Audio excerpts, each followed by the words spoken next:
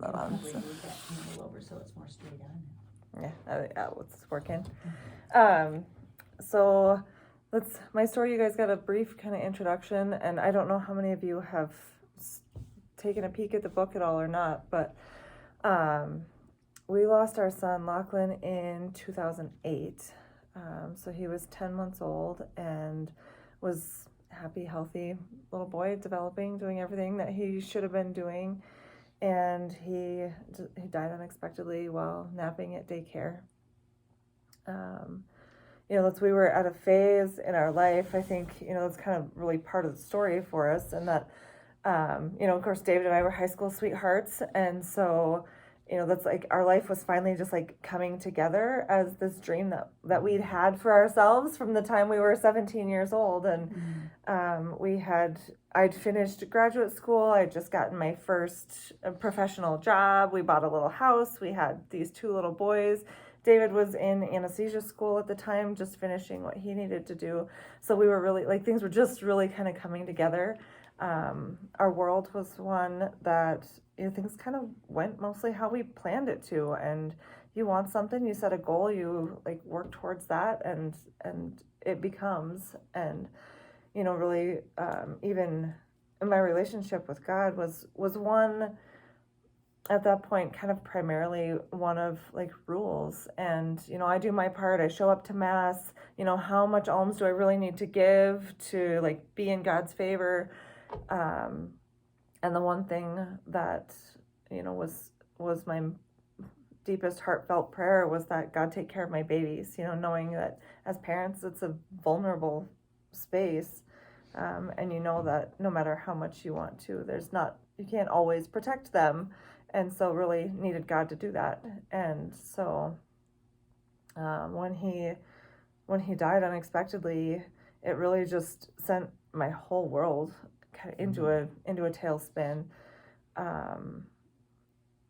And so that's in this story. I give a pretty raw telling of that story and what it was like for me. I open it on the day he died, and really give just a very raw explanation of what that was like for me and what I was thinking and what I was feeling. And it's really something like I did it that way with a lot of intention.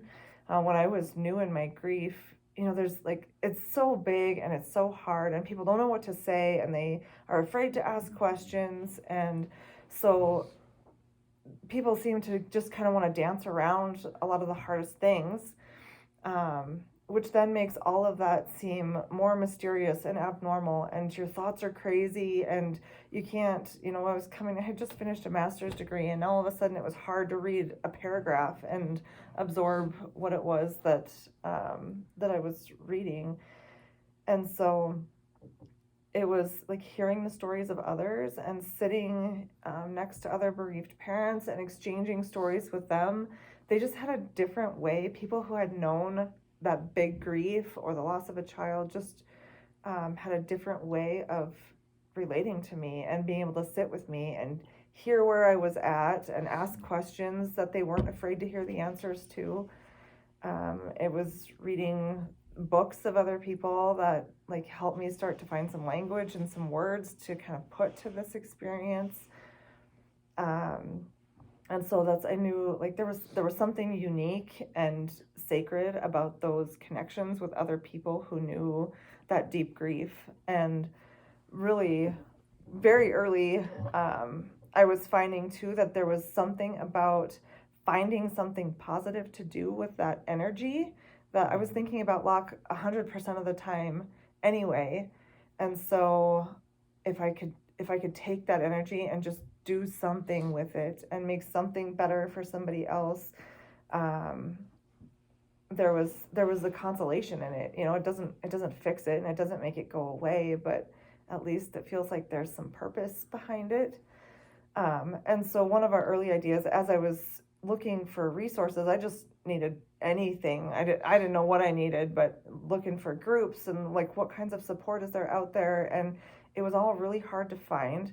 Iowa had a SIDS foundation, and there wasn't anything like that in South Dakota. And so that's kind of where these ideas came together of like wanting to build just a little foundation, a place for bereaved parents to connect to each other, people who had experienced similar losses. I'm sure you guys have all experienced that. Like in the beginning, in that new grief, you tend to relate most to the people that share a very similar loss to your own. And with time, that kind of circle of relatability can kind of gradually expand. But in the beginning, like I needed people who had lost an infant to connect to. And so that's kind of where Lach's Legacy, our little foundation, came from, with a goal of just bringing bereaved parents together, and being kind of a hub for resources to make it a little easier for people to find even what's available to them. And so with Lach's Legacy, then I had written little blog posts here and there on social media, and over the years, there were a lot of people that said things to me like, "Brie, you should think about writing a book." And I was open to the ideas, and like it's a nice idea, but that grief is so big and it encompasses every single part of your life so deeply. Like how do you tell that story? Like who are you telling the story to, and what parts of it do you want to tell so that it means something to a reader? And so that story was kind of just like lost in the abstract for a really long time. It's like I just don't know what I would be writing or who I would be writing to make it worth kind of taking on a project like that. And then many years down the line, I have a cousin who I was talking to, and she has dreams that sometimes mean something, and she doesn't make too much of it. She doesn't know which dreams have more to them and which ones don't. She, I think, pregnancies she's usually pretty confident on. I think she called 3 of my pregnancies before I told people. Hey, by the way, that's the last one was. She called, it was my sister and a cousin and me, and she's like, I had a dream, 2 of you are pregnant and one of you's having a boy. Well, that's my sister and I were both pregnant, and my sister's the one that had the boy. But anyway, so I was talking to her one day, and she goes, "Oh yeah, by the way, I had a dream you were writing your 3rd book." And I kind of giggled, and like 3 books, like I can't even come up with what one would look like. And I said, "Well, you didn't happen to catch a title and an outline, did you?" And she goes, "Well, no, not exactly, but one of them was called 1,000 Pounds." And as soon as she said the title, like, so it's based on an analogy that I've used for a long time with grief, and that in the beginning it feels like somebody drops 1,000 pounds on your chest, and you can't think, and you can't breathe, and you can't move, and like it's just so crushing. But it's a weight that doesn't ever go away. It's a weight that little by little you learn to carry. So anyway, once she gave me a title, like I knew all at once what this book would look like, and I think I sat down and like outlined the whole thing later that afternoon. And then kind of in the process, like I felt very called that this was not to be a project that interrupted the rest of family life, which that's not usually my style of doing things. Like if I'm going to start a project, I usually like to just like jump in with both feet and get it all done. And so I ended up just being kind of obedient to that nudge to just write slowly. And so I would do it a lot of times for maybe a half hour at a time in the morning before the kids would wake up. And it's not a very efficient way to write anything, because every time you sit down, you got to spend half your time figuring out what you already wrote and where you were at and what your train of thought was when you left off. But nonetheless, I just kind of like stuck to it, and I was probably 2/3 the way through writing the manuscript, and I was starting. I don't know anything about writing books and publishing. That's a whole new world to me. Medicine is where my training's at, and so I was collecting books like how to find a literary agent, and like what does this publishing process look like, and so, and I'm hearing over and over that finding a publisher is really kind of one of the hardest parts in sending a book out into the world. And then one day about that time, I was there's an app called Headspace. So it's just a mindfulness app, and it has a whole grief section in there. And as I was looking at that, I was like, oh, it would be awesome. I don't know if you guys are familiar with the book, The Mindful Catholic. And so it's a book that just brings the practice of mindfulness and learning to be present in the present moment and kind of weaves that in with our Catholic faith. It's a beautiful book, but I was like, oh, it'd be great is to have a book that does grief and mindfulness and faith kind of all in one package. And so on a complete whim, I emailed Dr. Greg Bottaro, who's the one that wrote that book. I'm like, hey, what would you think about co-writing a book together? And like after the fact, I kind of laughed at myself. And I was talking to Randy about it, and he just kind of giggled and like, go big, I guess. And so and then, lo and behold, a few days later, Dr. Greg emailed me back and tell me a little bit more about what you're thinking, and a few back and forth. And pretty soon I've got that book outlined, and I ended up sending him a few sample chapters of what I'd written. And he said, well, actually, we're really just launching a publishing press, and we're looking for authors to partner with. I'd love to partner with you on that. And so this right, so what I thought was going to be the hardest step of the process just kind of fell into my lap. And so then finished up the manuscript. They assigned an editor, so I had started working with the editor, and we'd been working together for probably months by this point, and we got to a point where I'm talking about dragonflies and why those are significant to our story and how they've shown up in all the right times and the right places. And she was just saying that dragonflies have meaning at their house too, so she appreciated that. And she said, oh, and by the way, actually the company I work for is called Dragonfly Editorial. Oh. Right.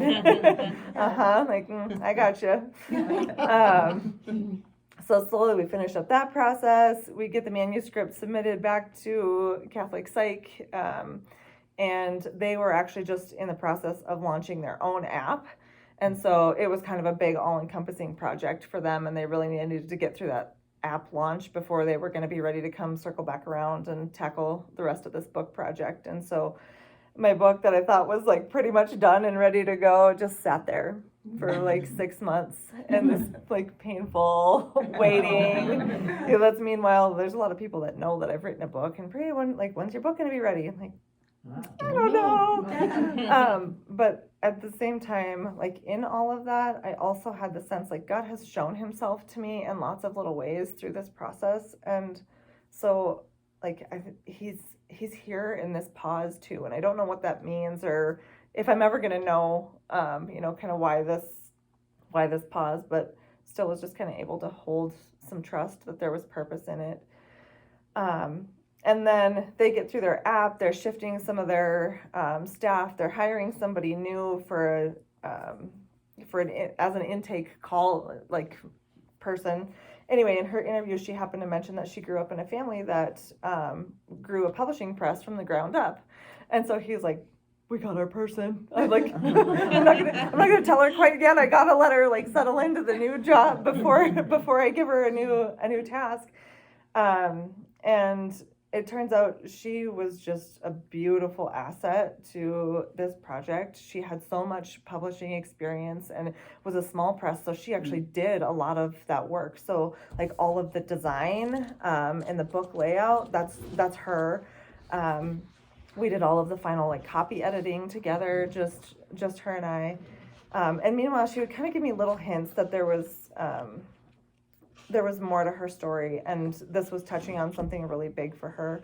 And in the end, kind of as we were finishing up together, she was telling me that this family that she grew up in, there was a lot of kind of abuse and neglect around the publishing press and what happened there. And so she ended up having to just kind of part ways with her family. So there was a lot of grief and a lot of trauma for her in that. And she said, if I had come onto this book even, a month earlier, I wouldn't have been ready to receive that. And it ended up being a story that was very helpful for her in her process too. So another kind of win-win. And then the last cool piece of that, so we had it set up, we were aiming to be able to release it on what would have been Lach's 15th birthday. And so, but Amazon is a little funny in that when you submit it, they need up to 48 hours to review the book to make sure it's ready to go. And so we, upload it 48 hours before, and then within a matter of 12, they had it approved and ready and people could buy it. okay, I guess here we go. Like, I was a little bummed that it missed Lach's birthday. But then it ended up turning out that because people could order it like 2 days before, like the very first people that were getting this book, they were getting them on his birthday. So people were opening like little birthday gifts on his birthday. Cool. So yeah, lots of little cool pieces along the way.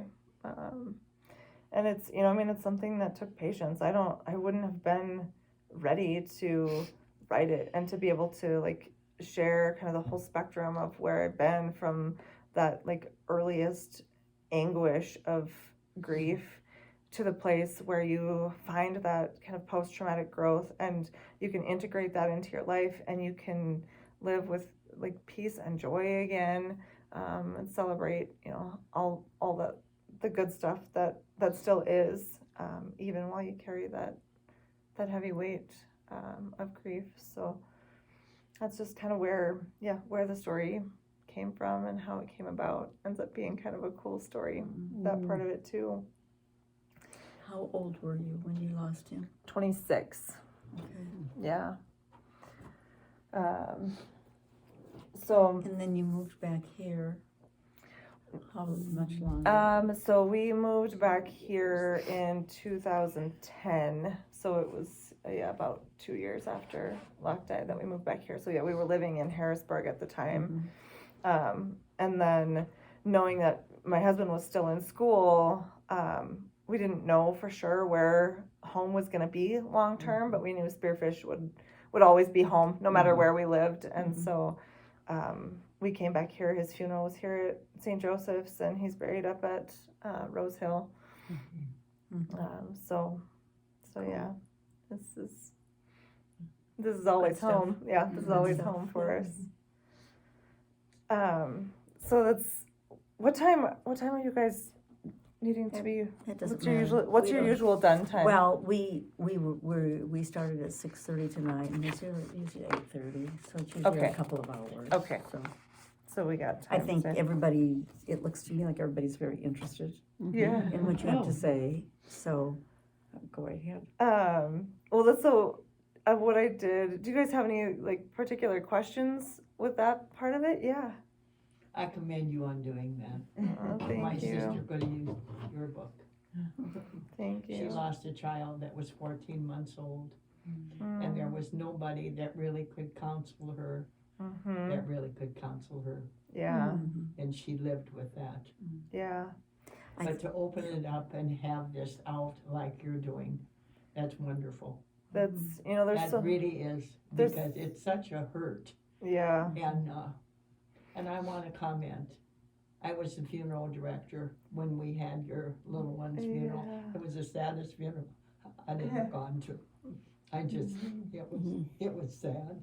He was such a darling. It always is sad but you when know it's where a child. he's at. Really. Yeah. And that's a consolation, because our God is good. Yeah. Yes. Father Tim did such a good job, though. Yes. There's so much of grief that really just like it needs to be witnessed. There's nothing to fix and there's nothing that to go away, and so to find like the people and the ways that like we can be open with our grief and just let it be, and have somebody that can sit with us in it and see it, does so much as far as just kind of integrating those losses. And I feel very fortunate, really in the time that we live, and it was even just, a generation ago where, especially with infants, the kind of popular belief was that the best thing to do was just to like tuck all that away and kind of pretend it never happened. And so families that lost young kids, really did not have an opportunity to talk about it, which is just so extraordinarily isolating. In the book I talk about it a little bit, but David has an aunt who lost a baby who he would have been our age, but he was 17 days old when he died unexpectedly. And so that's kind of how family responded. We pack up his stuff, we put his photos away, and we don't talk about it. And like my whole time growing up, I knew of OJ as kind of like whispers behind closed doors, and nobody would really ever say too much. And I kind of understood, like, this is clearly something we don't talk about. And it wasn't until Lach died that for OJ's mom, it created a whole new like space to open her grief and to be able to process it. And we are living in a time now that it is becoming more acceptable to be able to mourn out loud and to keep those babies, to keep those kids as part of who you are. If you go into some other cultures, when they lose a loved one, there is weeping and wailing and throwing yourselves across the whatever, I mean, it's very, very traumatic. And like if you are at a hospital and somebody dies, and they'll let you come and see your loved one many times. I mean, the things that go on in those hospital rooms are quite amazing.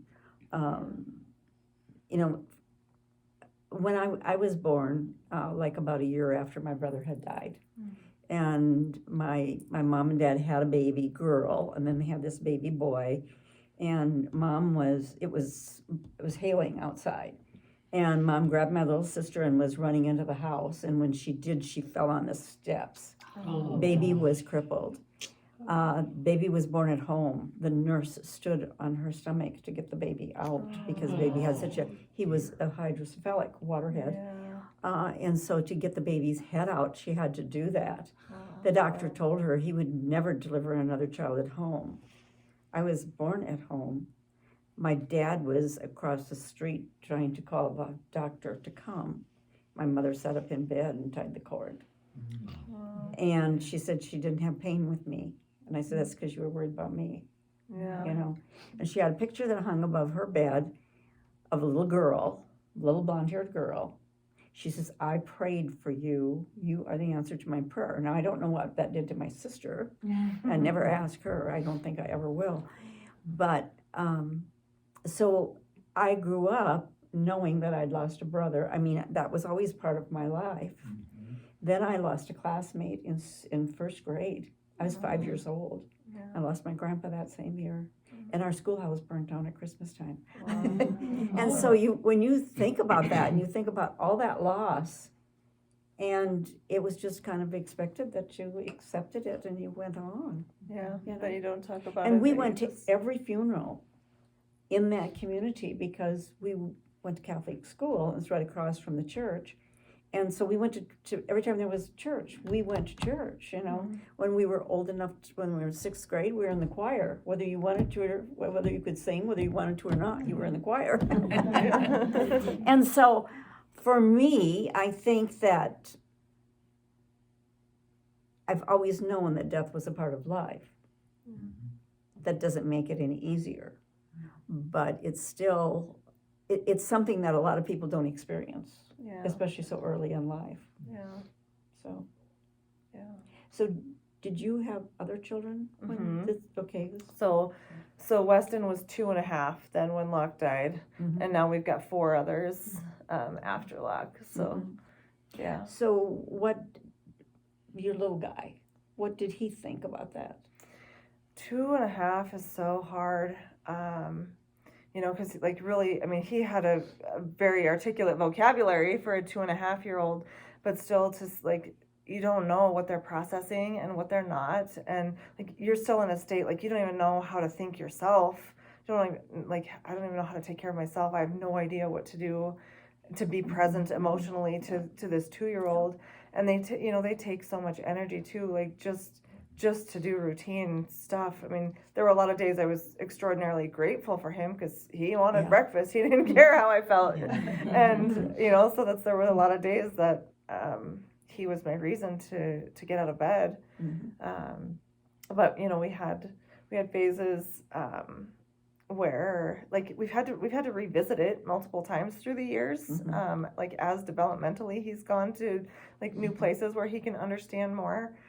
I remember just as a toddler, I don't know, I have time frames get so fuzzy, in that acute grief. I don't know if it was weeks or months or a year later, I don't know. But he was pushing around a little truck and talking about the black car, and it took me a little bit to figure out, but he was talking about the hearse. Yeah. Oh, Um, sure. yeah. Oh my gosh. And so now he's he's had some pretty insightful questions over the years. Like I remember there was when it was probably still in that first year, and I remember very clearly being in Target, and he was asking me, okay, Mom, so now is Lachlan, is he really big or is he really little? So like just like a concrete thinker 2-year-old trying to figure out like what does this mean. And then that's various times kind of new questions would come up. There was one day he was sitting on the couch and he was like staring at the picture of Lach that we have on the wall, and like, what are you thinking, kiddo? And he's like, well, I think I know why Lach died.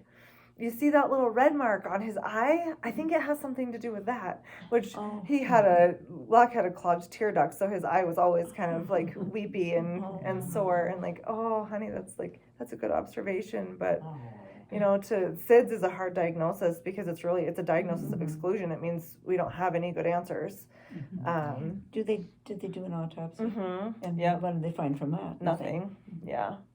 So that's with a SIDS diagnosis. They any infant death is required to have an autopsy, unless there's known like congenital things that a known cause. But any unexpected infant death, an autopsy is required. And then I don't know where I was going with that. Oh, and then they also like consider the environment that the baby was in. And so when there's nothing that comes up, then it can be labeled as a SIDS death. But so that's just like his little brain trying to figure out like there's got to be a reason. When none of us, we don't like uncertainty. We always are finding stories to fill in our gaps of uncertainty, and to watch his little brain doing that was kind of sweet and heartbreaking. And then the last round, it was probably been about 4 or 5 years ago now. Dave and I have a high school classmate who died, and we were telling Weston that grandma's coming, we're going to this funeral, and he was like very weepy about it, and it's like, what is happening here? Like, this is like, you don't know this person that we're going to. And I was like, oh, I see, like this is still some grief that we need to revisit. And so I pulled out some of my old journals. We kind of talked through the whole thing. Some of it I think that he wrestles with a little bit is just not really having any memories of his own. It's been interesting. I have a neighbor who her dad and her brother died when she was about 1.5 years. And so being able to talk to her as an adult, she has some like very like vague, almost like emotional kinds of memories, but doesn't really have any like solid memories like we think of them. And so it just has been interesting to talk to her as to what she's experiences with that and how that might relate to Weston. But that's as we were talking through it again, like in depth that last stretch. I was asking him about memories and if he had any of his own. He's like, I don't think so. I think I just like from the stories and the pictures. He's like, but there was one, Mom, I think I've told you this, but I don't know. But he was like, but I feel like I remember a backhoe. And I was like, and I was like, and that's, I wouldn't have known. So after Lach's burial, he rode with my mom and dad out of the cemetery, and Dave and I stayed behind. And the only reason I know about it is because as they drove by the backhoe, Weston being 2.5 was singing, there's a backhoe, there's a backhoe, there's a backhoe. And my dad, who doesn't hear very well, said, why is he singing about tobacco? And so, like, it was like a moment, like 2-year-olds and their innocence, just, whether you're ready for some of those lighthearted moments or not, they're going to bring them. And so, like, that came up in conversation. That's the only reason I would have had any recollection. I would have known what he was talking about. But, it's just interesting. Like, even having, like, one little memory of his own seemed to do something for him. I wonder, how old is he now? He's 17 now. Oh, okay. Yeah. It seems like as years go by, he's kind of remembering a little Yeah. bit more. Yeah, that's, I think, kind of like my neighbor, he seems to have some kind of like vague emotional sort of memories, Mhm. but not any like clear cut like pictures, Right. like, kind of like we think of most memories. And it's been neat. Like the other four that then came after Lach, all of them have a kind of a unique like bond to Lach. They're like there's somebody that they like know and love and miss, like somebody that belongs to our household. And so it's just been interesting to see them like love and long for somebody that they never knew. Which is just kind of one more reinforcement that there's something more than what we see just physically. Mhm. Well, they say that kids, like Marianne's grandson, he was born on the same day that they were burying Grandpa. And Yeah. he's, every once in a while, he would be, when he was little, he would be talking to somebody and they'd ask him who he was talking to. He says, Grandpa. Grandpa and I were playing together, Yeah. so, Mm-hmm. It's who are we? right. Yeah. It's quite remarkable to see those little moments when you're willing to be open to them, and how often they happen, and even just to wonder, there's still no certainty, but there's sure inspires a lot of wonder. Oh, yeah. Mhm. There's more than what we know. Right. That's for sure. Right. Yeah.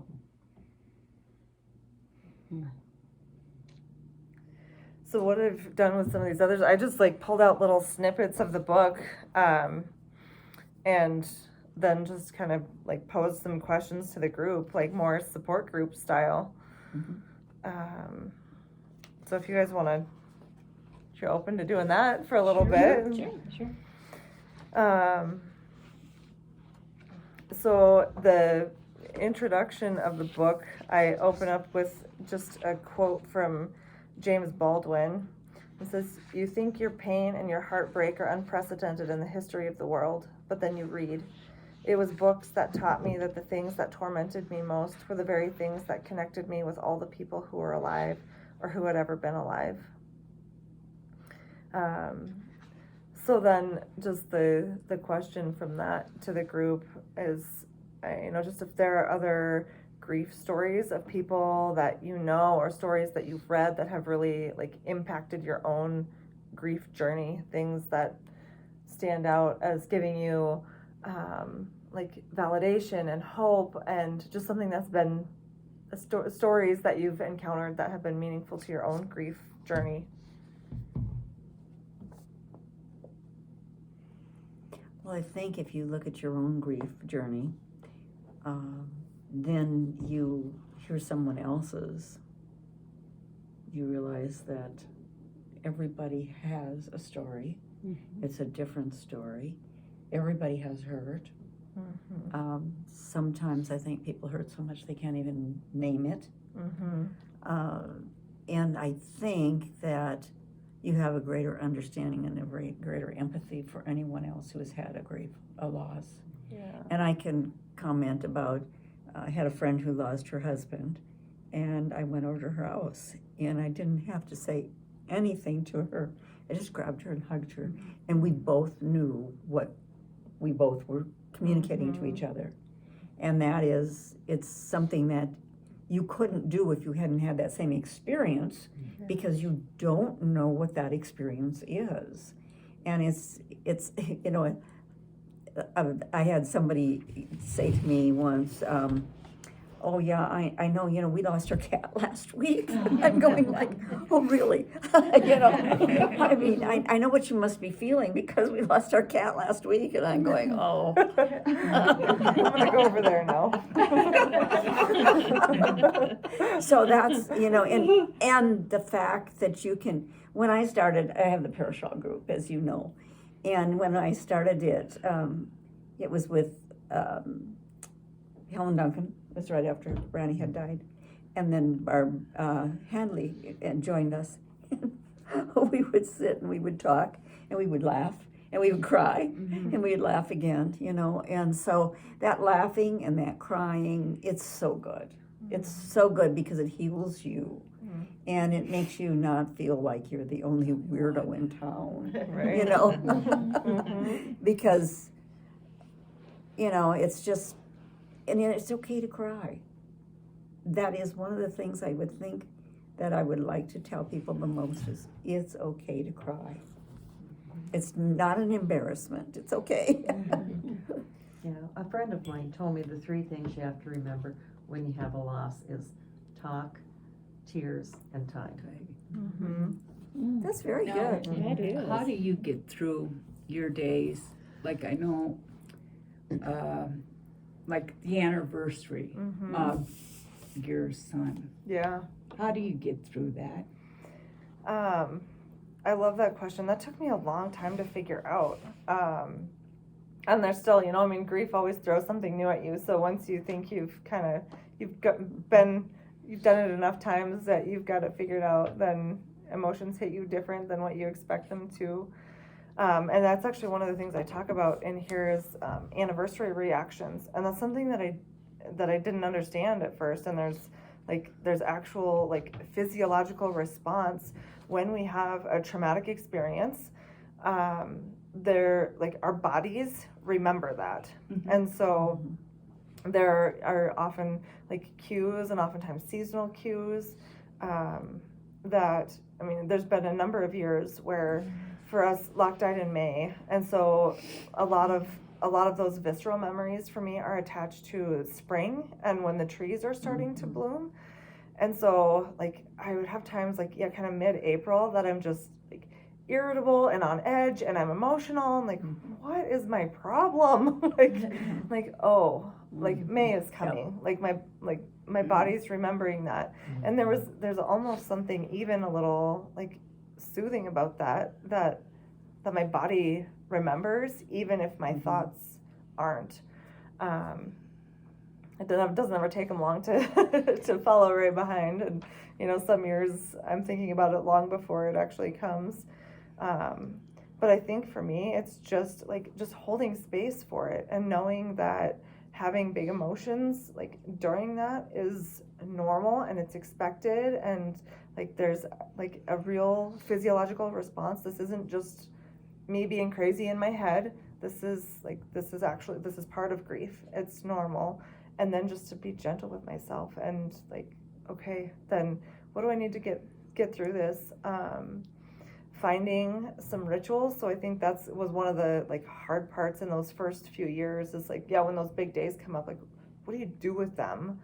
And you know, I feel like there was a lot of trial and error in that too, and like what feels right, and the things that feel right early on aren't necessarily the things that, you know, so Lach's first birthday would have been like 5 weeks after he died, and so we had just figured out that he had some food allergies, and so which was like egg and wheat and milk, and like how do you make a birthday cake for a kid that's allergic to all of those things? And so I had already been like looking for recipes and trying to figure out how to make a like low allergen sort of birthday cake. And You make a popcorn cake. okay, Of course, but yeah, it's see, corn, but that's corn. Yeah. Rice Krispie cake. There you go. That would have been better than the one that we had. So that's, you know, that was something that, you know, we had family and friends that came, and we went to the zoo, which was Lach's first outing after he was born. We went to the zoo as a family, and you know, people just kind of came and were with us that day. And that's great. And some people extend that for longer, but oftentimes it starts to feel weird after a while, like to have a big gathering as a birthday party for the kid that's not there. And so then like starting to shift and find littler ways. So being in May, oftentimes I like to try to kind of set some time aside, and we've got a little memorial garden in our backyard, and save space to like be able to go just plant something, spend time as a family, like just really being present to each other, and doing something that the kids, you know, can enjoy together, and just like holding a little space for that day. On his birthday, we usually do cake and balloons. And if the day, you know, works out that we can do a little outing as well, then we'll do that. at Christmas time. Well, and then we've got our Mother's Day race, Lach died, it was the day after Mother's Day. So Mother's Day also kind of fits into that kind of big days for us. And so having some ritual like built around putting this event on gives us, kind of some consolation and a place to put some of that energy. Christmas, our tradition has been to we get an angel tree tag for a child that would be how old Lach should be. And then we still hang his stocking with all of the others, and Santa fills it with like little things that a 10-month-old would like. And then after Christmas, we donate that to the Women's and Children's Shelter. Oh, that's cool. Yeah, so that's, but it takes a while and a lot of just like experimenting, and yeah, I think, and most of all, just knowing that it's okay for that to be hard, and it's okay to have big emotions, and it's okay to tell people that, this season's been really hard for me. Our anniversary's coming up, and I need some extra company, or I need a little extra time away, or whatever it happens to be for you that season. That's one of the hard ones. Early on, I heard that a bereaved parent should be considered newly bereaved for 5 years. So that's like, that wide eyes. That's when I first heard that, I was like, 5 years? Like, I can't feel like this for 5 years. And then but it also like gives you permission when 3 and 4 years down the line you're still having really hard days. Like, it's okay, I'm still newly bereaved. But there was something in my head then that like something should be different at 5 years. And when that 5-year anniversary came, and it was one that the emotions were bigger for no apparent reason, because that's how grief works. And it's like, okay, well, that caught me off guard. But the only thing that changes is that I know at 5 years, like, I've built some resiliency, and I know that, like, yeah, this is hard, and the stretch is, I'm gonna cry some more tears and need an extra time out, and I'm gonna be okay, and I'll still miss him tomorrow just like I am today. And Yeah, like I say, I can handle my dad, but I'm just having a heck of a time with my daughter. yeah, that's not the norm. It's not the norm. You expect your dad to go before you. You know, and this is the Yeah. month, it'll be just next week, yeah. with my daughter again. It's just, And you're feeling it all the way down to the like core of your being. yeah, Yeah, and I just can't get over it. yeah. That's, Someday you will. you And know? you'll also all of a sudden be surprised. Yeah, and it just, it's a mental, I don't even have to be thinking, and it just, I'll wake up out of my sleep. Yeah. And I'll just be wringing wet with sweat. It's just like, oh my gosh, there's a book called The Body Keeps the Score, and it's really about how traumatic memories affect our bodies, and really the researcher is coming at it more from veterans and kind of war-related PTSD, but the effects like are across the board, like whatever your traumatic experience is, your body responds to it in a very similar way. So that one was very, very helpful for me to read, because that's like all of those things, like we think of grief as like primarily like a psychological thing, like a mental state, and when it's big and it's hard and our emotions are all over the place, then like, I was hard on myself. Like, why can't I get it together? Like, why can't I stop crying? Why can't I, like, I should have figured this out by now. And I'm a mess. And so, yeah, just like understanding, like, of course, being medical background, that's like having those like physiological explanations and reassurances that's normal to just help me, like, okay, well, that's part of grief, and I'm not crazy, and I'm not making it up. See, that's and, what I think I'm going to yeah, well, that's what it feels like, because it's so unfamiliar to what we've experienced with anything else. I just wanna write the name of that book down. Yeah. Another one. Yeah, the body keeps the score. Yeah, he's got All some. right. He's got some really great stuff on Thank you. trauma, which really, I mean, any significant loss can really be a traumatic experience, but for most bereaved parents, like, just the loss of a child kind of fits into a traumatic grief, no matter how they died.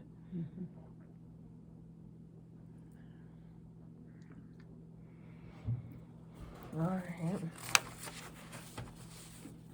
I picked out the last meeting I had, a whole bunch of them outlined, but we didn't have nearly enough time to touch them, so.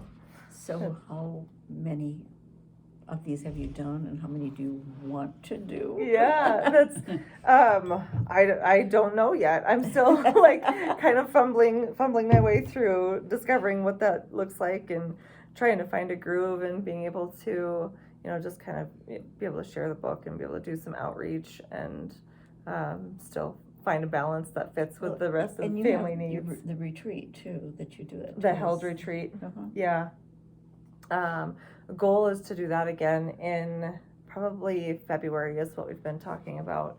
But Dion Eastmo, she is a bereaved mama in Rapid, and I did a held retreat, is what we called it, a spiritual retreat for bereaved parents, and so that's if that's keep eyes and ears out for that as we.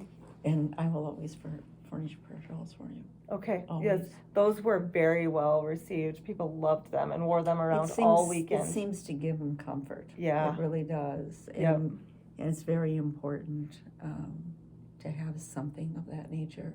Yeah. And I can't, like, I have cards and letters and whatnot, all from so many, many people. Kathy, do you have one? Of what? A prayer shawl. Yeah. Oh.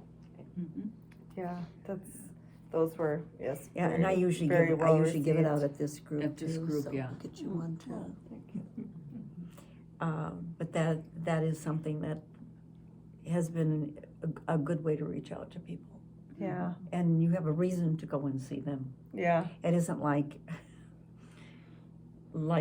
you're going to see how they're doing. You're not going to see how they're doing. You're going to take care of them. Yeah. I mean, there's so much about death and how to comfort someone that we don't understand. yeah, yeah, And obviously everybody can't have lost someone just so they know how to take care of somebody else. So.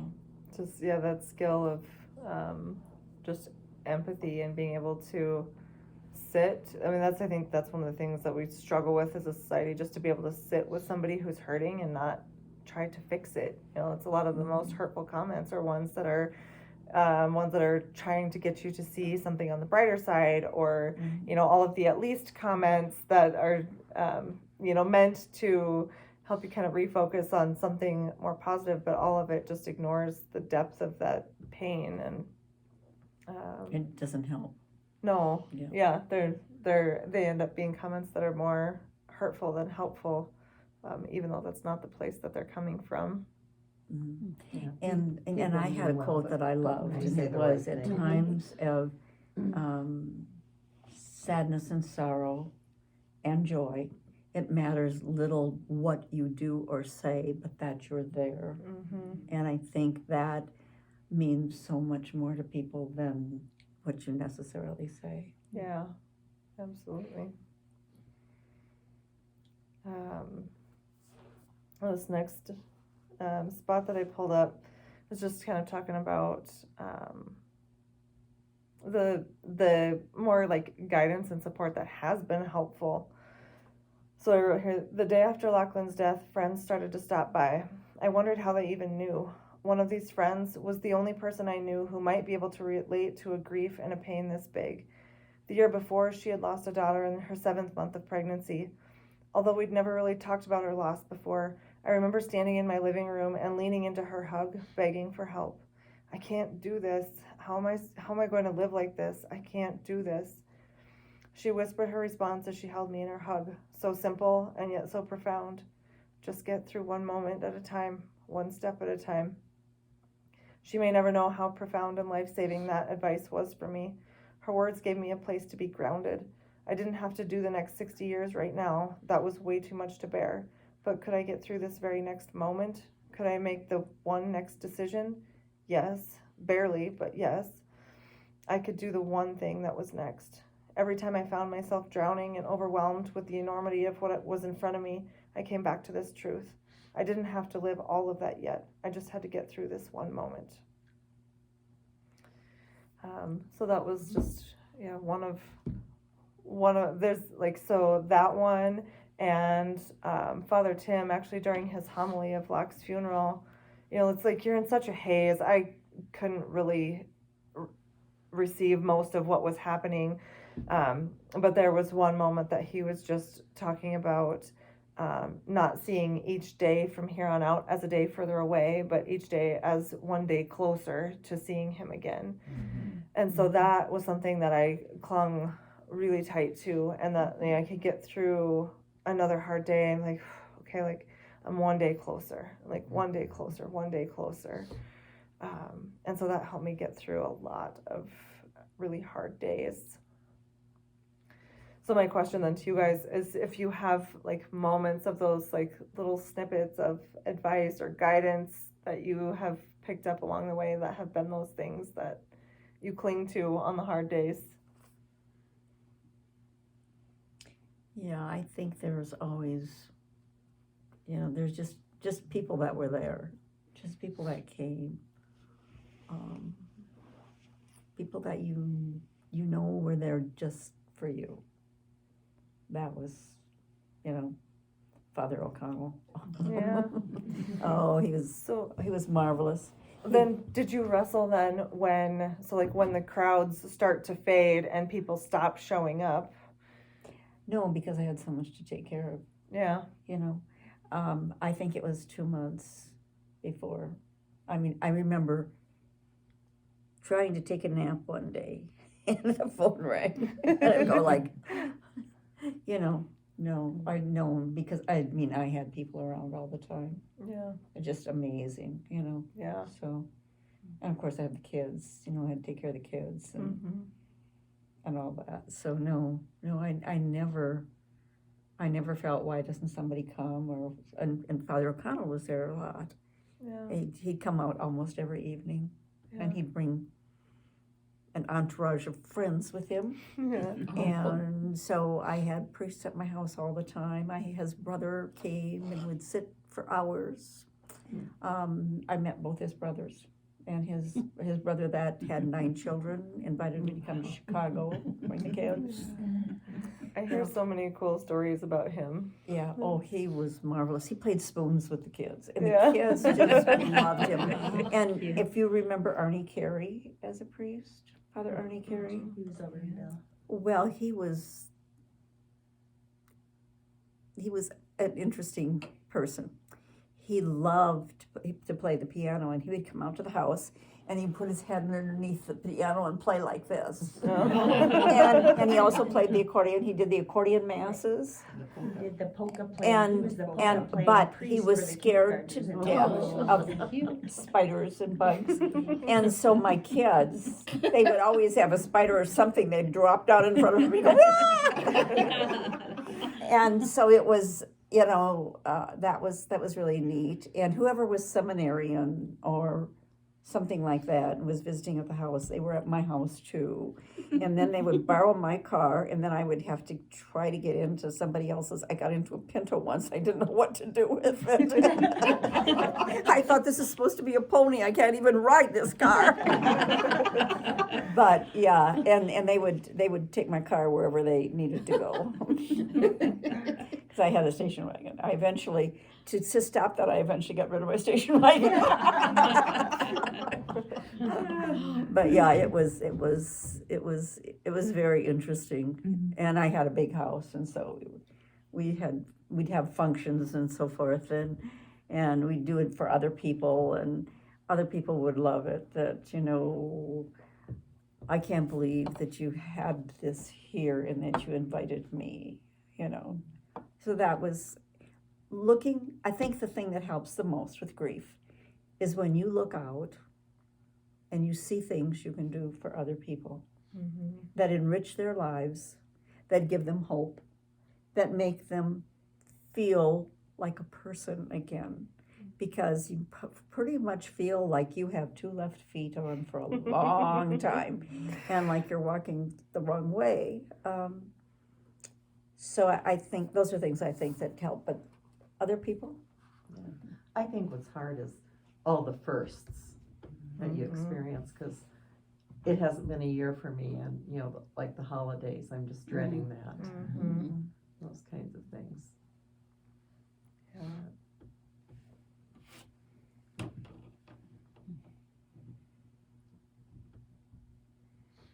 Leanne, you must have some thoughts.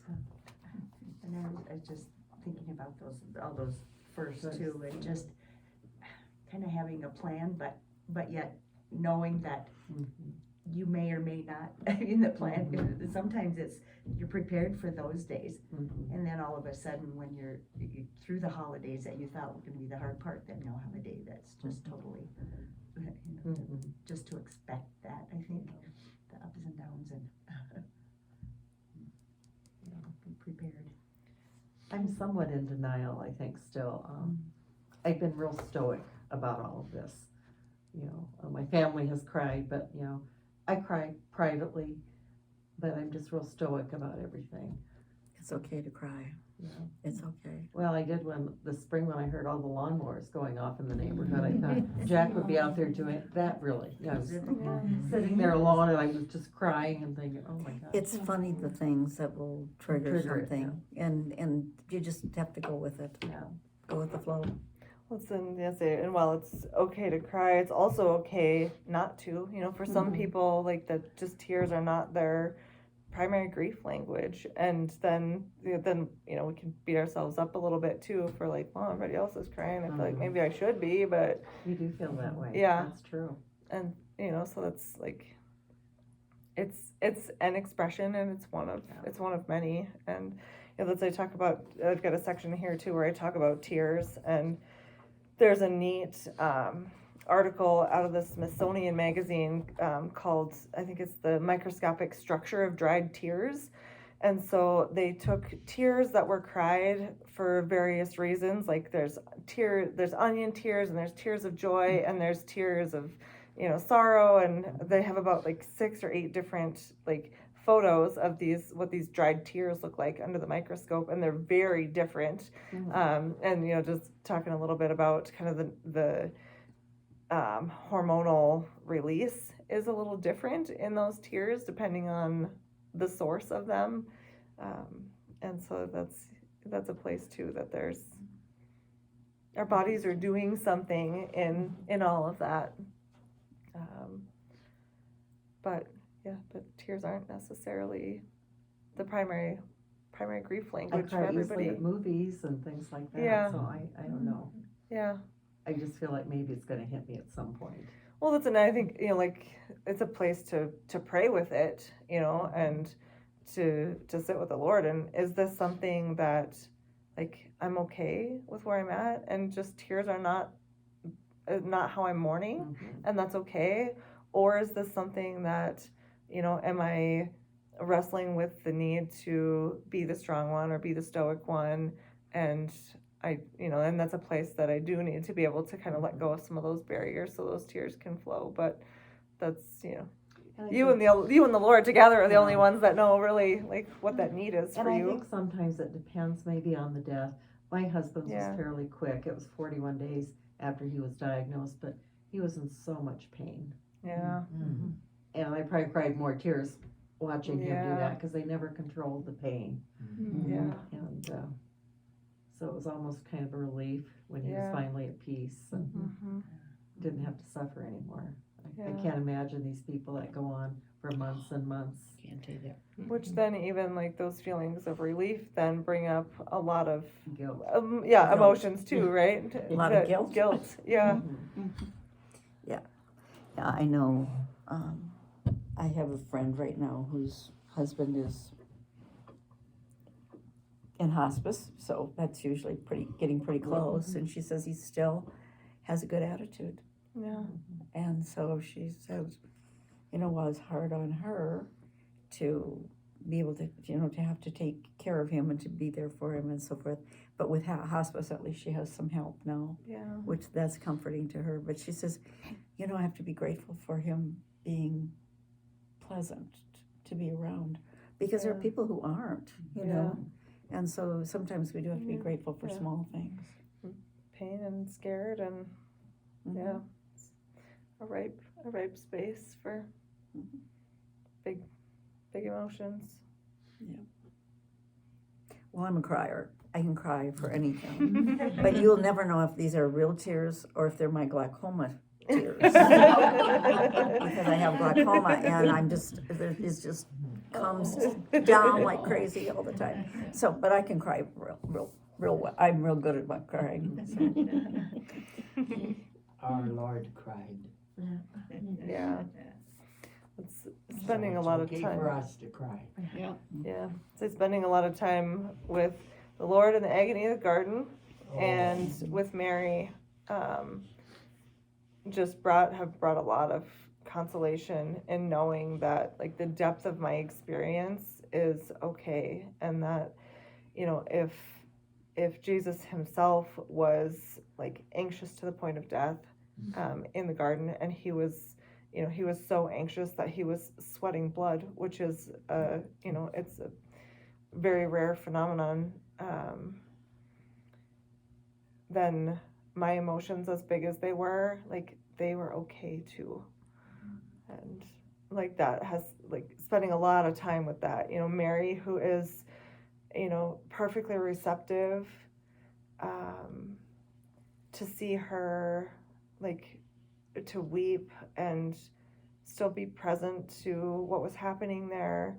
And it's like the sorrowful mysteries, or both the sorrowful mysteries and the seven sorrows of Mary both have been really good space to just learn to be okay with having those big hard emotions. That's part of the human experience. And the Divine Mercy Chaplet seems to be one that really is good for people, and they do that at 3:00 on Wednesdays. Yeah. I don't know if they'll have adoration tomorrow or not, because we don't have the priests are on retreat this week. Yeah. So, but that happens at 3:00, and Marianne is part of that. Yeah. She's real. She's very, very prayerful and very clued into that, and does a great job. There's also, we've got a little niche here. Father Leo Hausman wrote a Chaplet of Rachel, which he wrote kind of specifically as a prayer for bereaved parents. And then Sister Mary Catherine, she's the hermit in the diocese. She goes to Our Lady of the Black Hills, but she makes a special like chaplet, a special set of beads. Because it's a 7-5-3 set of beads, and so she makes a special chaplet set of beads to go with that prayer. So cool. That's if you guys want that too, I can. Yeah, I've met Sister. Have you? Yeah. So that's actually kind of another fun part of the story. It's such the way I wrote this book, it's such a big, hard story, and it's pretty raw, and I'm bringing up a lot of big, hard emotions, and so like really like wanting to pray for the people. Like I was sending it out into the world like a little hesitant in that it was going to be too much for people to be able to or to want to go there, and so really like wanting to bring readers to like prayer in a very intentional way, that they find like grace and hope and companionship in reading it. And so I was sitting in Mass one day and just kind of praying about like how I can make that a consistent thing for the readers of this book. And I see Sister Mary Catherine sitting there. I was like, oh, I know. And so I actually brought the idea to her to see if she would bring a prayer intention for readers. And she actually has a nephew that also died unexpectedly at 10 months old. And so she like very warmly accepted the readers of this book as a prayer and as a daily prayer intention. So that's nice. yeah, I got to like add a little snippet at the very back that is just kind of talks about her prayer intention. So is Our Lady of the Black Hills your church Yeah, also? yep. So we live in Somerset now, so we're just 5 minutes up the road from Our Lady of the Black Hills. Yeah. And you practice at which facility are you at? I am at Monument Health with the general surgery department. Okay. Yeah. So we do, general and bariatric surgery, so weight loss surgery. And I work just 2 days a week, 1 day in the clinic and 1 day in the OR, and Cool. then get to do mom job and grief ministry. And your husband works where? He's at Monument too. He's an anesthetist, so works with in the ORs. Wherever surgery is happening? Yeah. Yep. Yep. Cool. Well, it's kind of neat that you're both in medicine because you have a greater understanding There's a lot of conversations at the table that probably aren't typical for most households. Your kids probably know a lot more than they should. Or they're going, have no idea what they're talking about. So what are the ages of your kids now? So Weston, the oldest, is 17, and then Emmett just turned 13. These are hard questions because it always changes. Leo is 11, Talia is 9, and Emberly is 3.5. Oh, go. Is she a Spitfire? Yes, she can hold her own. She was funny. She was very, very sweet and pretty docile the whole first year of her life, and then she turned 1 and she started screaming and she's like, all right, she's gonna make it in this household. She can hold her own. I just had my 39th great grandchild Oh, yesterday. wow. Wow. So I never know what the baby's going to be because they don't find out until and so I am crocheting an Afghan like crazy now. Yeah. So do your other kids ask about? About Lach, yeah. Well, it's, we have gotten he is a very regular part of our household conversations. His pictures are up on the wall when we are doing prayers at night. Lach's name's always included, and so it's a pretty open flow of dialogue for them to be able to ask about it. It's the run for their lives that we do has been a neat thing and something that the kids take a lot of pride in, and they get to help, and they're seeing kind of the good that is coming from that space. So I hope and pray that is something that is building a little resiliency for them too, to understand that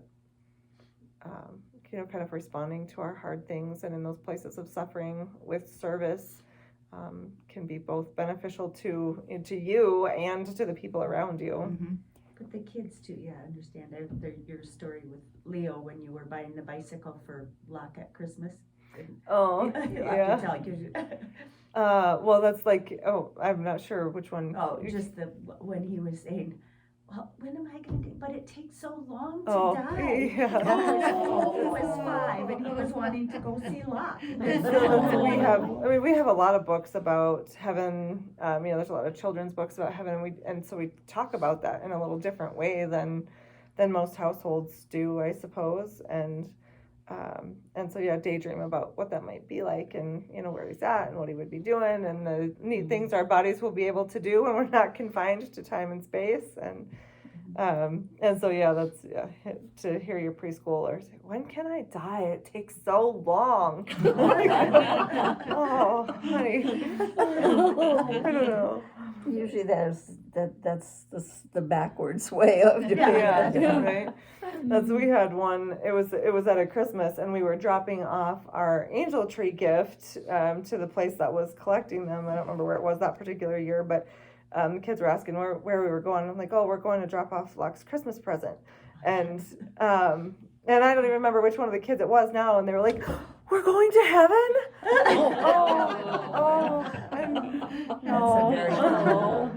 That's very common for kids to say Yeah. that, yeah. Yeah, but some, sweet little, kind of bittersweet moments they are, And just explaining to Emberly, you had that little snippet just where she was asking what happened to Lach, why did he die?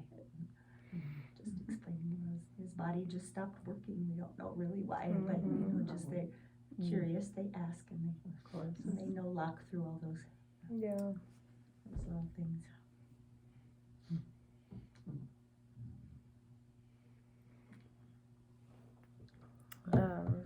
This is a good one for this group. I've got a chapter titled "Wrestling with God," and that's I was talking about kind of where I was at in my faith. Almost kind of the prosperity gospel kind of thing. You do the right things and God will take care of you, and which is funny. Growing up Catholic, you'd think I wouldn't have picked up on that, but just culturally, it's so much easier to absorb than to think that this God who loves you deeply will also allow you to suffer deeply. And so to be in that space really brought me to a spot where I was kind of at a crossroads in my faith. Like, how does a good and all-powerful God let a baby die like that? How do you make sense of that? And that's I did a lot of wrestling with my faith and where does God fit in that picture, and how can that possibly make sense? This one's a little longer snippet, but the story of Jacob in the Old Testament teaches us an important lesson about wrestling with God. Jacob was a man who lived a life steeped in deceit. While he was on his way home to make amends with his brother after being away for decades, he had an encounter with the divine. He wrestled all night with a divine entity, with a man, an angel, or God himself, we don't really know. And though he was wounded in this battle, he was not defeated. In the end, as the sun began to rise, God changed Jacob's name. In that battle with the divine, there was something about the core of who he was that was transformed. He would no longer be known as Jacob, a name that literally means one who supplants and deceives, but as Israel, one who has contended with God and with human beings and has prevailed. This kind of tussling with the divine is not a half-hearted encounter. This is struggling all night long. It is wrestling with the divine as long as there is darkness. And when the dawn breaks, we find it has changed us in a fundamental way. Jacob, the deceiver, found a new identity. He was transformed to become Israel, the father of God's people and the father of all those who wrestle with the divine. When we wrestle with God, we must engage with him. We bring him every hurt, every question, every inconsistency, every anger, every sorrow, and we keep bringing them over and over again. It's okay for us to have anger and doubts and questions for God. These are not indicators of faith that is lacking, but an indicator of a relationship. The key is not to sit in a corner by ourselves, sulking and hiding from God, but to really engage in wrestling, bringing all our fury and confusion into the arena and using it to fuel our battle with the divine. I wrestled in my darkness, in every question, every doubt, every perceived inconsistency. I sought until I found the answers that bandaged my wounds, wrapped me in a blanket of peace, and felt like truth. When the answers I found failed to do that, I kept looking until they did. I read a lot of books, I asked questions to those who might be able to offer helpful perspective, and I prayed. Little by little, I've journeyed from being ready to walk away from God, feeling forsaken, abandoned, and betrayed, to a place of deep love for my faith and my God. My faith has been transformed from one primarily of rules to one primarily of relationship. My heart has new understanding that our God is not one to protect us from all pain, but is one to be intimately present with us in our sorrows. I can see daylight again. So true. Yeah. So that's actually, you guys could be the next book, because there's 3, as you know, is not actually the Mindful Grieving book, but I have started just a devotional for those who are grieving. and like my working title for that, sometimes as you're publishing books, the title doesn't always stay as what the author thinks it should be. Sometimes the publisher gets final say on that, but my working title is Becoming Israel, based on that story of Jacob. And so I would love to hear where you're at and where like some of the places that you have wrestled with God the most in your grief have been.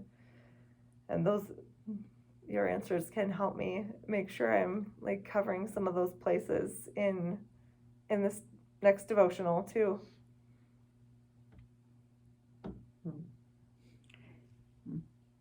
Well, I just got back from my sister's funeral last week, so I am just kind of putting things together. The thing, and you've talked about it. You were telling me that, and I don't know if this has anything to do with this or not, but I struggle with the Catholics and purgatory. Mm-hmm. And I struggle with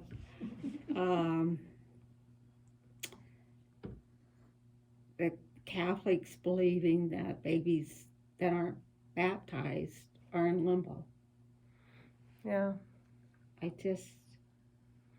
don't, and I've been brought up Catholic, but Yeah. I still, I struggle with that. So my recommendation would be talk to God about it. Ask him why is there purgatory, and how do I get over my feelings about that? I read an article written by a person who had thought that it was a grandmother thought there was no purpose in praying for her grandson who had committed suicide. Mm-hmm. And she finally went to the priest and talked to the priest and said to him, I don't feel that I should pray for him because there's no way that he can be saved. Mm-hmm. And the priest said, God knows that are you praying for him? She said, yes, I am. He says, God knows that you're already praying for him. He already knows that you were going to pray for him before all this happened. So keep on praying. It doesn't matter how long it takes. You just keep on praying all the time for that person, because that person needs your prayers. So start praying for people in purgatory, Mm-hmm. and you'll probably get an answer. So Lori, can I ask, what are you struggling with purgatory? What? To me, I think when you die, that there are the angels that are waiting for you, and you go directly to heaven. See, and that's Kathy and I feel that way as And well. Oh, okay. We've I mean, discussed this and many Once times. again, see, those I was brought up Yeah. the way you feel. Yeah, those two were not brought up that same way, because they weren't brought up with the purgatory in their mind. Mm-hmm. The analogy that I really like with that is that purgatory is like a hospital, Mm-hmm. when you die and your soul is still Sick. not completely well. Okay. So in purgatory, and you've got people and saints and angels and people on earth praying for you, and that hospital is one that never ever ever loses a patient. The amount of time that a person is in that hospital may depend on how sick their soul is when they die. Mm-hmm. But through the prayers and through the the saints and the angels, then and it's not a time thing, because God doesn't There's live no in time. But just through your prayers, they will end up in heaven. But it's And- just a kind of a final And it's certainly cleansing. better than the alternative. Well, and the weird thing is, I mean, my sister, I had no question where she was going. She was a good person. She was a good Catholic. Mhm. But I'm just thinking, when people experience death, you always think that there's angels, they just go. I mean, I wish it was that way. This is the place where that like wrestling, Mhm. because I mean you'll as you're talking to it, you'll get little snippets from people, but like really going in and like studying what does the Catholic Church, what do we actually teach on that, and you know, people like Saint Therese, like I believe in love, she's got like beautiful gift on God's like gentleness and mercy, and how, you know, that's, I always thought of God's judgment too as like as being like condemning kind of, and reading her book and shifting that, like God's judgment like is his mercy, and that is because he knows our littleness, and he knows our brokenness, and he knows all of the things that we wrestle with and the things that we can't understand. Like just like, you know, if, I mean, to bring it down to kind of a human perspective, you know, if an adult, you know, harms somebody, the consequence for that is significantly different than if a child does it, because, you know, the child doesn't understand. We approach them in their littleness with mercy, and, you know, God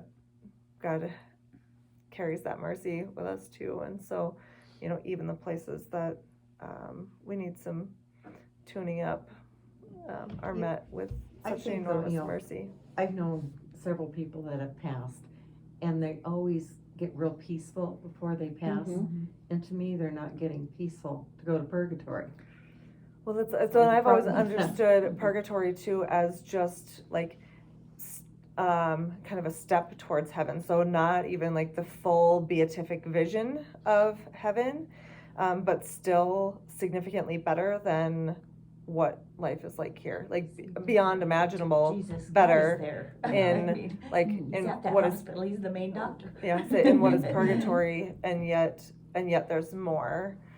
I don't know why they make purgatory be so scary then. I mean, Yeah. I just recall pictures of people screaming and trying to Yeah. get out. And One I'm of thinking, the analogies that I have heard that is helpful is like kids anticipating Santa coming, and how like the longing and the desire, and this like it's hard, and that wait for something that you know that is even better. And so like while there's a lot of good stuff, it's the weight of knowing that there's more, that is the like gnashing of teeth, you know, that it's good, but there's more. I'm so excited for that. so what do you think of people who aren't Catholic? Do they go to purgatory, or, because they certainly I don't think believe in purgatory would be for everybody. Yeah, so that's, I'm thinking of it like just as a, But other religions don't really Don't address believe it. don't, Yeah. yeah, so they Yeah. don't Believe it, yeah. necessarily, yeah, acknowledge that. No. That doesn't then- mean that it wouldn't exist for them. And then the part I'm questioning is, okay, you know, you have masses said, and you know, do photos, and when my sister got her diagnosis, you know, my brother-in-law was lighting every, you know, church candle there was, and I'm thinking, it's kind of like paying to get them Bring, less time. Paying, you mean paying, not paying. Paying Paying money, money, yeah. money. I would just encourage you to keep bringing that to, like, one, to prayer. That was another spot, gosh, there, like, I was wrestling for a long time with the idea that, like, there's the verse where two or more of you are praying, like, it will be done for you. And, like, that's not how that went. Like, so I can't make sense of that. And every time I would hear that verse read, like, viscerally, I would, like, respond to that. Like, I don't know how you can say that to me when my baby's dead. And I had Father Steve, I was asking, he was the one that was at Our Lady of the Black Hills at that time, and I emailed him. I was thinking I was just gonna, like, can you quick give me just like a response to help me make sense of this? And no, he, like, when can I come over? And so, like, he came over and he just, like, heard me out, and he didn't give me an answer. And he said, he just said, well, have you prayed with that? Like, have you brought that to the Lord? Like, well, no. Like, I'm kind of too mad about that, but then, like, to really just, like, sit with it and pray and to put yourself in that, like, Lord, I need you to help me understand, because this doesn't make sense to me. And just, like, the consolation and the answer that I got there in that prayer, and, like, put yourself in that position to just be receptive, to ask the questions, to keep wrestling, to read through the catechism, read through all the resources any answer that you're going to get here is going to be, it's only going to be the very surface level of what your heart, we don't know. of what your you heart know? really wants to know. Yeah. And so there's so many layers of that, and there's so much depth to that, if that's a place that is a hang up, go there and wrestle. When my mother passed away, I had a dream, and she was walking in a line with a bunch of other people, and it was like I was at a gymnasium, and I was up on the mezzanine, and I was looking down at her, and she looked up at me like, I know what you're thinking, I was feeling that with her, and I felt that was her walk. She was in the dress that she was buried in, which was, she always wanted red dresses. Oh. And when I was going to get married, she wanted to get a red dress, and I said, no, Mom, it's not appropriate. We did get married at Christmas time, but I said, it's not appropriate. And so I helped her find this really beautiful blue dress that she wore, and she had that red dress on, and she's walking up there, and she's happy. And the same thing for my husband. I've had like 2 dreams, and one dream was he was sitting there with a bunch of his buddies playing cards, which they were card players to no end, and he's looking up at me smiling. And then I never dream about them again, never. So that put my heart at ease. That made me feel good. That doesn't mean that I still don't have concerns, but it's a comforting feeling, a very comforting feeling when you have that kind of a dream. Yeah. Well, it's funny because I never questioned when my mom and dad died. Never questioned. And Yeah. then here I am. I'm But 60. you're so much closer to your sister in age Yeah. that you have more in common there. See? Yeah. But now I'm questioning, and I feel bad.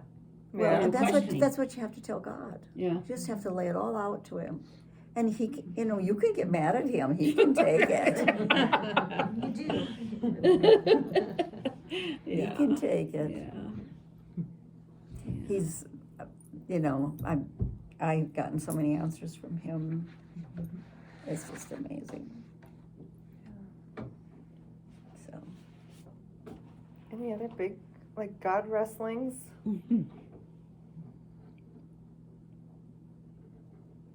Here I go again. No, Go, Lori, go.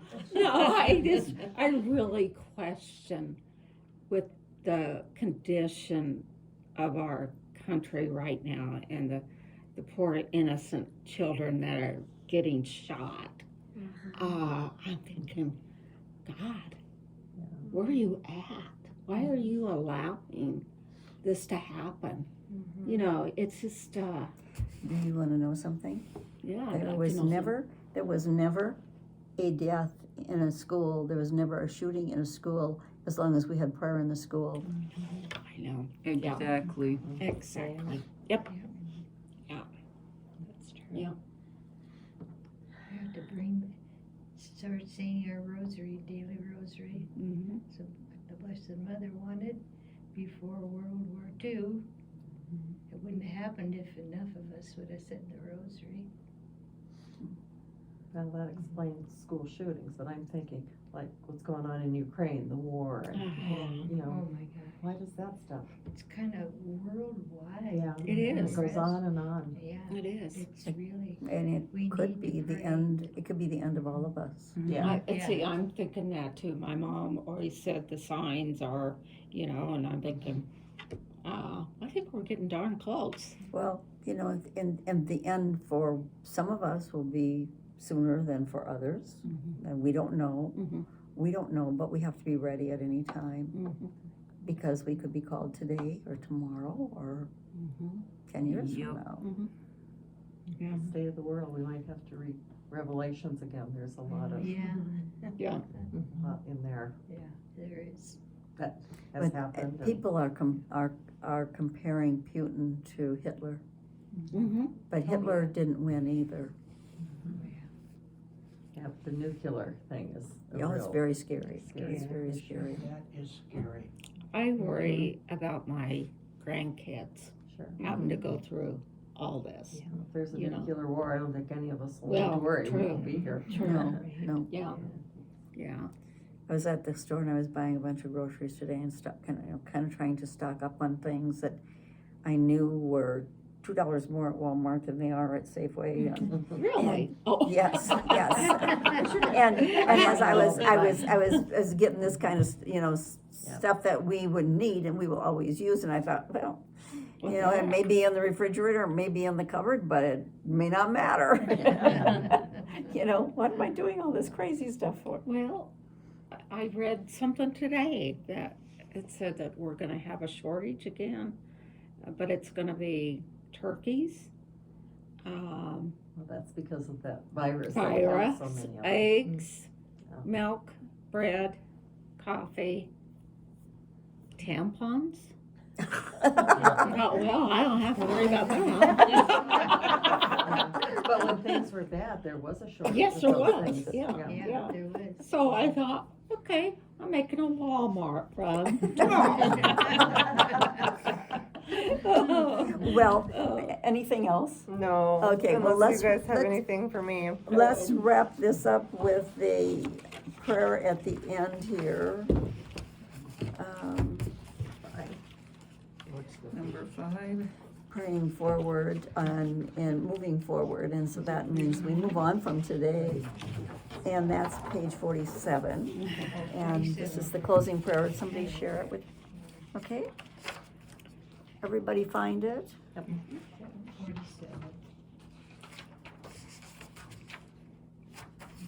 Okay. Find it? Yeah. Yes. In the name of the Father, and the Son, and the Holy Spirit, amen. And might I just say, Lord, thank you for Brianne being here, and for her mom coming. Without her mom, there wouldn't have been her. We must think of things like that. And I thank you so much, Lord, for this evening of time to share our grief. Thank you for your love and kindness and mercy. O triune God, fountain of wisdom and all consolation, you alone know how to heal my wounded heart and soul. All glory and praise to you forever. Amen. Father, Son, Holy Spirit, amen. Thank you so much for coming. Oh, It was yeah, very, thank you. very interesting, and I think that everybody here received a lot of wonderful information and a lot of knowledge of new things to think about. Thank you. Yeah, that's my pleasure to share. Yes, yes. Yeah. And let us in the bereavement group know about when you're having your retreat, The next because we can retreat. pass it on to other people. Okay. Oh, we might turn that Oh. off. An hour